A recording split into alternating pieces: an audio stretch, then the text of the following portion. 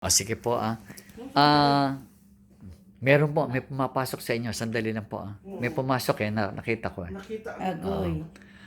Tapusin ko lang po siya. Kasi biglang pumasok. Nakita. Parang inantokan bigla O yun, sandali lang po, relax na.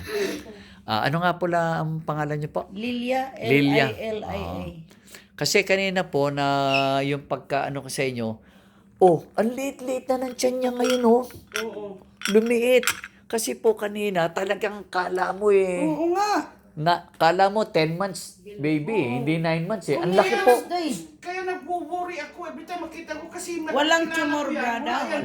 Wala po, hangin lang O hangin. Ang kagandahan po nito, na-accident po pala kayo na eto po, hindi niyo mataas hanggang dito lang. Oo. Pero ngayon po, tignan ko nga po kung naitataas niyo na.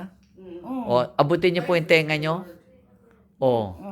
Ngayon lang po nangyari yan sa habang panahon mo rin dito sa Australia. Hindi, na-disgrasya siya. Na-aksidente ako last year, brother. Last year.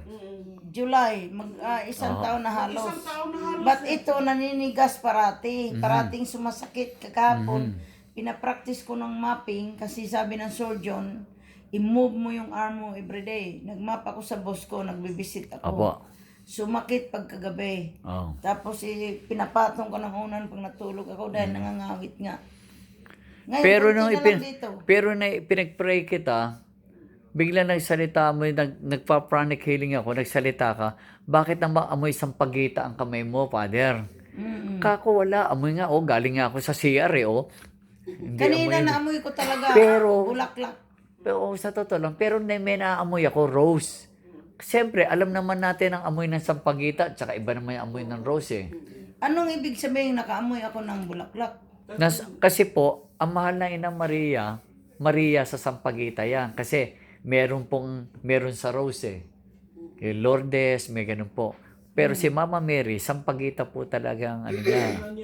Tinutulungan ba niya ako? Ginamot ka po ni Mama Mary ngayon. Agoy, ka niya- salamat. Oo. Talagang miraculous tong pangyayaring ito. At saka, gagamitin ng mahal na ina ang iyong mga kamay para makapagpagaling ng maraming tao. Oo, kasi nagmamassage ako, Father. Yan. Sige po ha. Mm. Sige. Sa nangyari ito, pasalamat po tayo sa mahal na Ama.